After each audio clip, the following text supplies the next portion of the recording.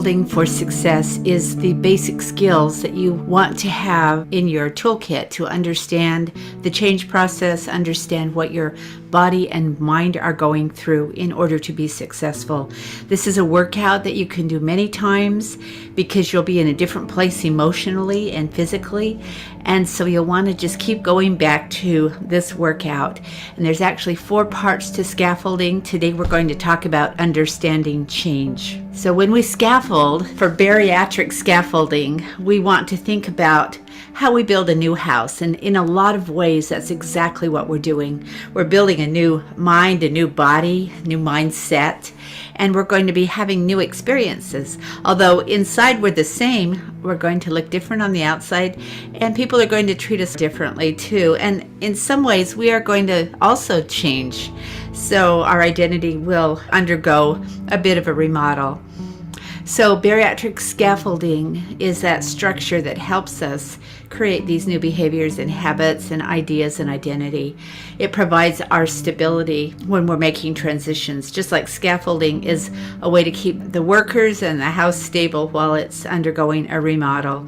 Scaffolding for what we're up to does the very same thing. It helps us identify the resources that we have. Just like a remodel, you gather the resources and then you pull out the old and you put in the new. So we want to look at what resources we have. It also creates a safety net for when old habits surface. Scaffolding is a way to keep the workers safe and keep them from falling. It also provides a way for the house to look better because people aren't hanging off ladders trying to paint and do the remodel. And so we want that safety net. It gives us the security to try new things while our behaviors, our looks, our friendships are changing a little bit. And it allows us to connect and explore our own identities with authenticity and courage, because sometimes our identity has gotten a little bit squashed in the shuffle through our lifetimes. What we want to talk about is how to scaffold, how to make that our safety net as we're undergoing physical and emotional changes. First thing we want to do is inventory our raw materials. I've given us 6 things to look at and consider as we're doing this inventory. First of all, where am I in the change process? And we've got other workouts on the change process. I won't review them now. We're going to review the change process in just a minute though. Where am I in that process? It's really helpful to know, and you might be at a different place every day for a while. Which of the 5 beliefs do I tend to use as obstacles? And there's another workout on what those 5 beliefs are. How strongly do I believe that I can be successful? So this one we want to look at every day on a 1 to 10 scale. How strong is my belief that I can do this? And if it's not a 6 or above, that's where you want to work. You want to get your raw material of belief going and get it strong. Number 4 is how motivated am I to be successful? Just like with beliefs, you need motivation. Again, on a 1 to 10 scale, where is your motivation? If it's not a 6 or above, you need to work on motivation that day to gather your materials and make them strong. Inventory your resources. Who are the people that can help you? What are the skills that you have? What are the things that you have open to you to help you both mentally, emotionally, and physically be strong and turn your raw materials into a finished product? And last of all, what are my challenges? Things like old habits and patterns, your eating friends, your eating buddies, books that may not be good for you, ways that you sabotage yourself. And we're going to talk about a lot of these in subsequent workouts. And then we don't talk about this one, so I wanted to throw it in here at this point because it's really important. Neuroscientists, and I have a spelling error. Let's just all laugh for a minute because there is no such thing as a neuroscience that I know. But neuroscientists have found that the part of the brain that chooses the goal is not the part that follows through. And that's why we fail sometimes. Isn't that interesting? So our highest self chooses the goal. Our less high self is the one that we trust will follow through. And if you think of it, it's almost like a parent choosing a goal and expecting the child to follow through with it. So it seems a little bit unfair. So it's important that we keep our goals realistic, but we also persuade the follow-through side that it really is a good idea. And other workouts are going to talk about how that happens. So neuroscientists suggest that when we decide between the goals, consider how much work each goal involves so that you're mentally ready for that degree of difficulty, because the goal setting part can help plan how it's going to be executed. When things get hard, focus to the end reward rather than the effort. A lot of times it's really helpful to ask your future self to pull you through that really hard spot and tell you how nice it's going to be to have this part of it done. But think about the reward rather than focusing on the effort.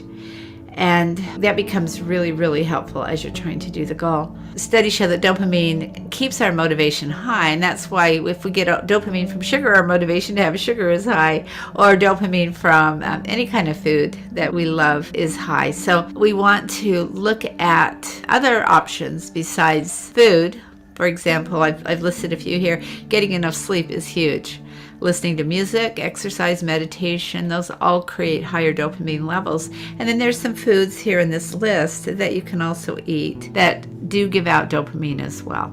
So the change process, the first thing in our scaffolding is to know where you are in change. And we've got a whole workout on change if you want to look that up. I'll try to link it to this one. And you can look at that and get a little bit more details to it. But contemplation is where you know there's a need for a change, but you're not ready to do it yet. Preparation is you know there's a problem and you're getting yourself ready to go. And the preparation is you've got your plan, you're ready to take action. Most of you are going to be either at preparation or action. And then maintenance is where you make this into a lifestyle.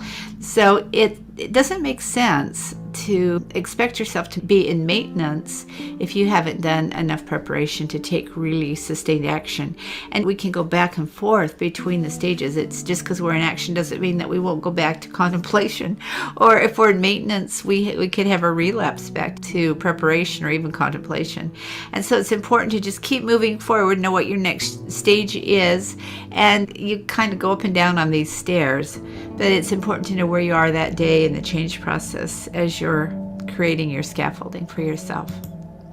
So here is the reflection part of the workout and some questions that you can look at and think about and ponder, and then just write down, what stage am I at in the change process?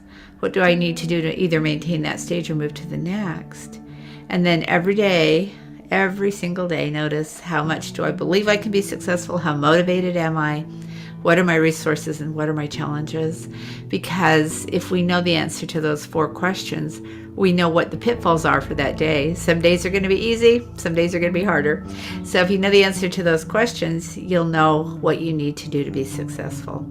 It's really important to go back to that choice execution slide and really study that if you're having a hard day. Because remember, the party that made that decision, that goal, isn't necessarily the part that's going to follow through with that. So have a good day, enjoy your workout, and then when you're ready, move to the next workout on scaffolding.